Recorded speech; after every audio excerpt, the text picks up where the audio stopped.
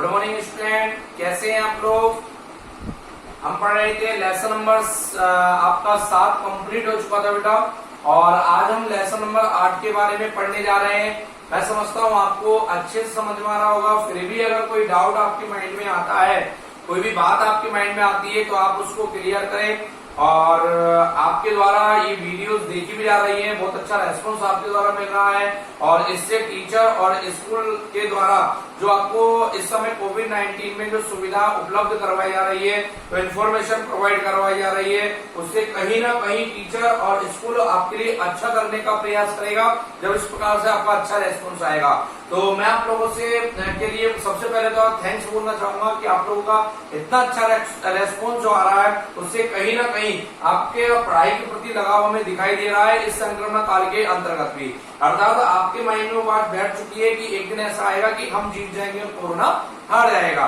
तो हमें इस चीज को अपने माइंड में हमेशा रखना चाहिए कि हम जो है वो इंसान है, और इंसान कुछ भी कर सकता है। कोविड-19 हो, इसके पहले भी अंतर्राष्ट्रीय स्तर पर बहुत सारी बीमारियां आई थी, लेकिन उसके आगे इंसान जीत गया। तो ये भी एक ऐसी संक्रमण काल है, और इसमें भी निश्चित रूप से डेफिनेटली हमारी ही जीत होगी। लेकिन हम अपने काम को यथावत रूप से कंटिन्यूटी से करते रहे, हम अपने वर्ग को ना छोड़े।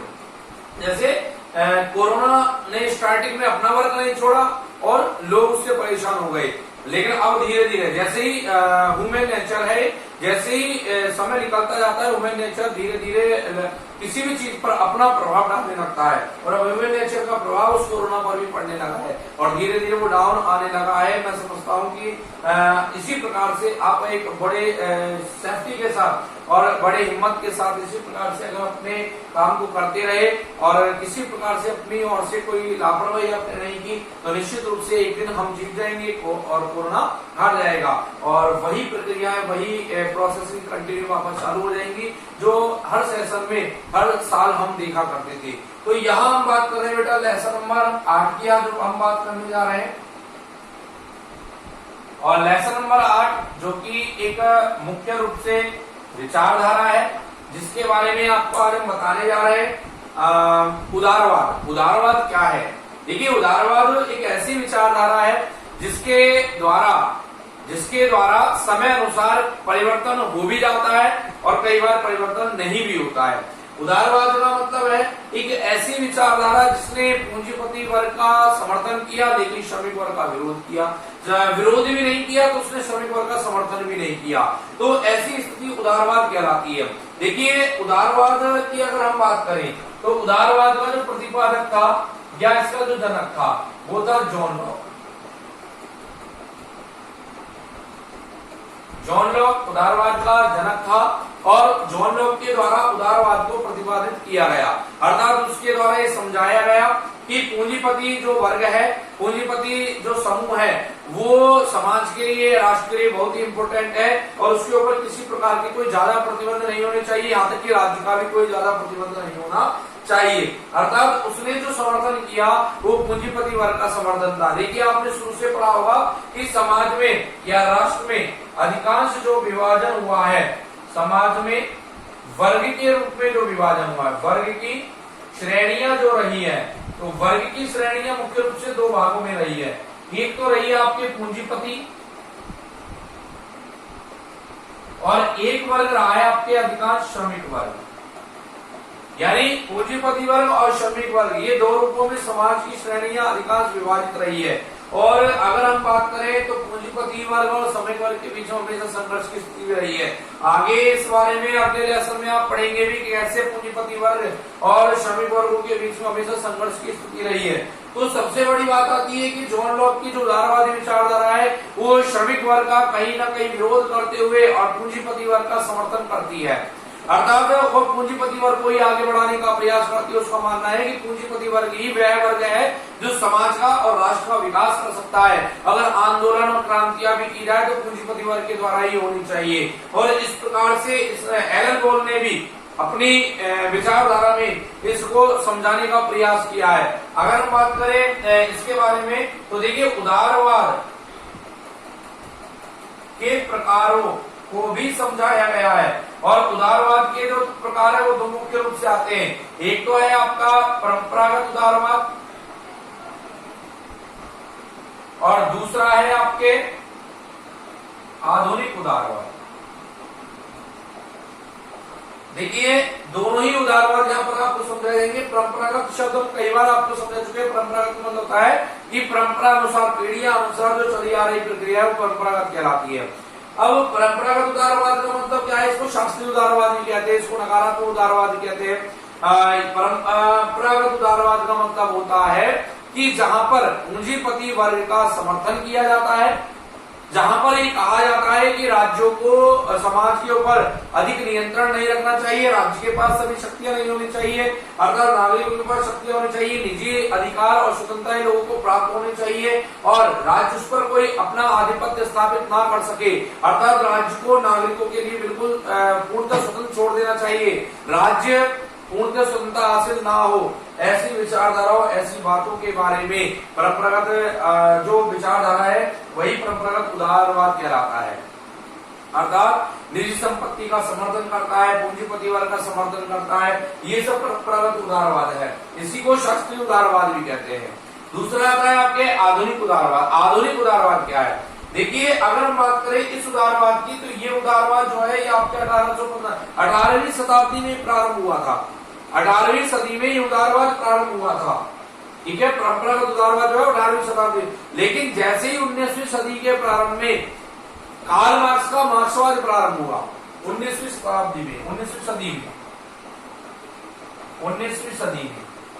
सदी में जैसे ही मार्क्सवाद की विचारधारा प्रारंभ हुई, मार्क्सवाद ठीक बिल्कुल इसके विपरीत है। यहाँ पूंजीपति वर्ग का समर्थन किया जाता है और ये मार्क्सवाद जो है एकमात्र ऐसी विचारधारा है श्रमिक वर्ग का समर्थन करती है। और जैसे ही 19वीं सदी में श्रमिक वर्ग का समर्थन करने वाली मार्क्सवादी विचारधारा का जन्म हुआ, उसके बाद से ही उदारवाद ने अपनी विचारधाराओं को, अपने कार्यों को धीरे धीरे बदलना प्रारंभ कर दिया। जो उदारवाद अब तक केवल पूंजीपति वर्ग का समर्थन करते आ रहे थे, जो केवल ये कह रहे थे कि पूंजीपति वर्ग ही समाज का उत्थान करते हैं और उनका योगदान ही केवल समाज को आगे बढ़ाता है, उन लोगों ने धीरे धीरे पूंजीपति वर्ग के साथ साथ अब श्रमिक वर्ग को भी स्थान देना प्रारंभ कर दिया।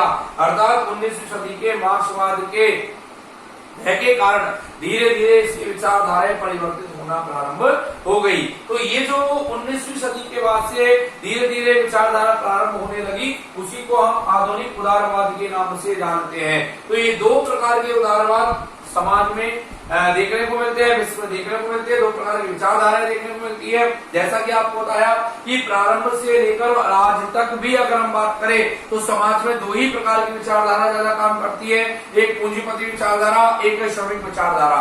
अर्थात इन दोनों वर्गों के बीच में, इन दोनों समूहों के बीच में शुरू से लेकर आज वर्तमान समय तक भी संघर्ष की स्थितियां बनी रही है। चाहे कितने ही विचारधारा क्यों ना आ गई हो, कितने ही विद्वान, कितने ही प्रतिपादक अपनी विचारधाराओं को लेकर नहीं आ गए हो, लेकिन इनका संघर्ष आज भी बना हुआ है। अमीर गरीब की खाई जो है, मजदूर श्रमिक पूंजीपति की खाई जो है, वो आज भी ऐसे ही बनी हुई है। अर्थात हमें इस बात का विशेष रूप से ध्यान रखना चाहिए कि अगर पूंजीपति वर्ग राष्ट्र के लिए, समाज के लिए इम्पोर्टेंट है, तो श्रमिक वर्ग भी उस राष्ट्र, समाज के लिए बहुत इम्पोर्टेंट है। पूंजीपति वर्ग अगर पैसा लगाता है तो उस पैसे के बदले में जो कार्य करके देता है, श्रम करके देता है, वो श्रमिक वर्ग ही देता है। अर्थात केवल पूंजी लगाने से या पैसा लगाने से किसी कार्य को पूरा नहीं कह सकता, उसके लिए मजदूर वर्ग का होना, श्रमिक वर्ग का होना बहुत जरूरी है। और जब तक किसी कार्य को पूरा नहीं कह सकता, उस श्रमिक को, उस मजदूर को हम इग्नोर नहीं कर सकते। अर्थात जितनी इंपोर्टेंस हम पूंजीपति वर्ग को देते हैं, ठीक उतनी इंपोर्टेंस हमें श्रमिक वर्ग को भी देनी चाहिए। तो ये जो विचारधारा है, ये आपकी उदारवादी विचारधारा कहलाती है। दो प्रकार की उदारवादी विचारधारा है जिसके बारे में आपको बताया गया। इसके कुछ पक्ष विपक्ष है, वो भी आपको आगे क्लास में बताए जाएंगे। अभी आप केवल जो पीडीएफ आपको भेजी जाएगी उसको पढ़ने का प्रयास करें, उसको समझने का प्रयास करें। इसकी जो पीडीएफ भेजी जाएगी उसको समझने, उसको पढ़ने का प्रयास करें। कोई भी डाउट और कंफ्यूजन आपके माइंड में पुटअप होता है तो आप उस डाउट और कंफ्यूजन को भी क्लियर करें। क्योंकि जब तक डाउट और कंफ्यूजन क्लियर नहीं होंगे तब तक आपकी स्टडी जो है, आपकी एजुकेशन जो है वो अधूरी रह जाएगी। इसलिए आगे बढ़ने से पहले अपने डाउट और कंफ्यूजन पूरे होने चाहिए, क्योंकि आपको एग्जाम में वही लिखना है जो बिल्कुल ओके है, जो बिल्कुल एज इट इज है। लेकिन अगर आप नहीं करेंगे क्लियर तो निश्चित रूप से आप गलत आंसर लिख कर आएंगे और उसका खामियाजा आपको भुगतना पड़ सकता है। इसलिए आपको डेली लिमिटेड टॉपिक आपको पढ़ाए जा रहे हैं, लिमिटेड बातें आपको बताई जा रही है, जिससे आपके ऊपर एक बार में ही कोई बर्डन आपको फील ना हो, क्योंकि आपकी बोर्ड क्लासेस है इसलिए। लेकिन जो पढ़ाया जा रहा है उसको आप पूरे मन से पढ़े, और मन से पढ़ने के साथ साथ उसका रिजल्ट्स भी हमें दिखना चाहिए, आपको भी दिखना चाहिए। और जो रेस्पॉन्स आप लोग क्लासों को दे रहे हैं, विद्यालय को दे रहे हैं, वह रेस्पॉन्स आपका कंटिन्यू बना रहे, उसके लिए मैं एक बार वापस आपको थैंक्स बोलना चाहूंगा। Thanks all student for response. इसलिए आप अपना ध्यान केवल पढ़ाई पर लगाएं, और निश्चित रूप से अगर हम ऐसा करते रहे तो हमें सक्सेस निश्चित रूप से मिलेगी। और कोविड-19 जो है, जो कोरोना काल है, वो खत्म हो जाएगा, कोरोना हार जाएगा, हम जीत जाएंगे।